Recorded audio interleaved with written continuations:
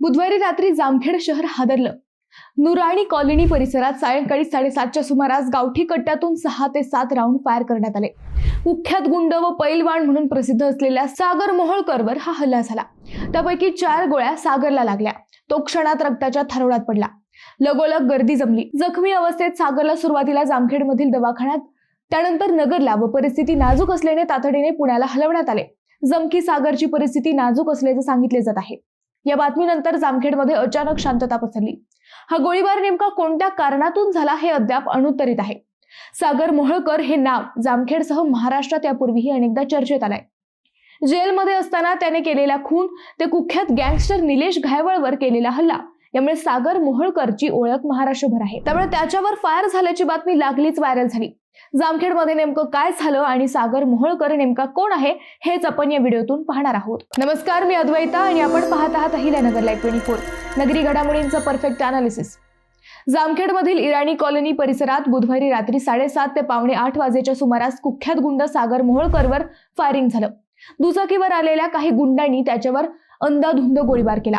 जवळपास 6 ते 7 round fire केल्याचं प्रत्यक्षदर्शनी म्हटलं जातंय। त्यापैकी 4 गोळ्या सागरच्या अंगात शिरल्या। एक गोळी डोक्याजवळही लागली। फायरच्या आवाजाने गर्दी जमा झाली आणि त्याच संधीचा फायदा घेऊन हल्लेखोर लगेच पसार झाले। घटनेची माहिती मिळताच पोलिसांनी तातडीने घटनास्थळी धाव घेतली। जखमी सागरला रुग्णालयात दाखल केले। सुरुवातीला जामखेड, त्यानंतर नगर व आता पुण्यातील रुग्णालयात जखमी सागरवर उपचार सुरू आहेत। गोळीबारानंतर हल्लेखोर घटनास्थळावरून पसार झाले। पोलिसांनी परिसराची नाकाबंदी करून शोध मोहीम सुरू केली। घटनास्थळावरून पुरावे गोळा करण्यात आले असून सीसीटीव्ही फुटेजची तपासणी केली जात आहे।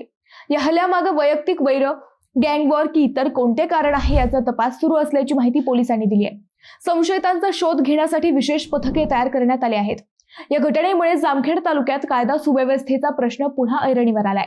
या घटनेनंतर लगेच आता सागर मोहोळकर कोण हा प्रश्न विचारला जाऊ लागलाय। तसं सागर मोहोळकर हे नाव गेल्या कित्येक वर्षांपासून चर्चेत राहिले। सागरचा इतिहास पाहिला तर अनेकांना धक्का बसेल। सागर जामखेड तालुक्यातील नान्नास या छोट्याशा गावातील रहिवासी आहे। सुरुवातीला कुस्ती करण्याचा त्याचा छंद होता, परंतु अंगात आलेल्या रगीनंतर तो गुंड झाल्याचेही काही बातम्यांमध्ये सांगितले आहे। काही वर्षांपूर्वी सागर मोहोळकरला एका खुनाच्या गुन्ह्यात अटक करण्यात आली होती। तो तुरुंगात देखील होता। तुरुंगातही त्याच्यातील रग कमी झाली नाही। तेथेही वादातून त्याने एका गुंडाचा खून केला। ही दुहेरी शिक्षा भोगल्यावर तो तुरुंगातून जामिनीवर बाहेर आला।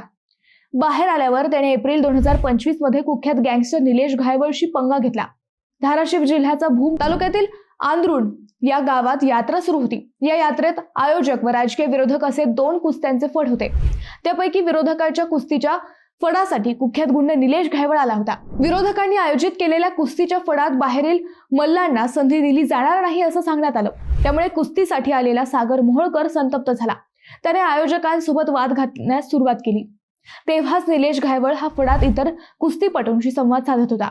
संतापलेल्या सागरने गर्दीतून वाट काढत थेट निलेश घायवळच्या कानशिलात मारली। त्याला तातडीने पकडण्यात आले, परंतु या प्रकारानंतर तो महाराष्ट्रभर चर्चेत आला। कारण निलेश घायवळची एवढी दहशत असतानाही सागरने सर्वांसमोर त्याच्यावर हल्ला केला होता। या प्रकारचा व्हिडिओ त्यावेळी चांगलाच व्हायरल झाला होता। सागर मोहोळकरला वाशी पोलिसांनी त्यावेळी पुन्हा अटक केली होती। आता या सागर मोहोळकरवर गोळीबार झाला। सागरची गुन्हेगारी पार्श्वभूमी पाहता नेमक्या कोणत्या टोळीने त्याच्यावर हल्ला केला याचा तपास सुरू आहे। यापूर्वी सागरवर असणारे खुनाचे 2 आरोप, त्यानंतर घायवळ टोळीची पंगा, यापैकी या हल्ल्यामागे काही कारण आहे का याचा तपास सुरू आहे। मित्रांनो, तुम्हाला हा विषय कसा वाटला हे आम्हाला कमेंट करून नक्की कळवा।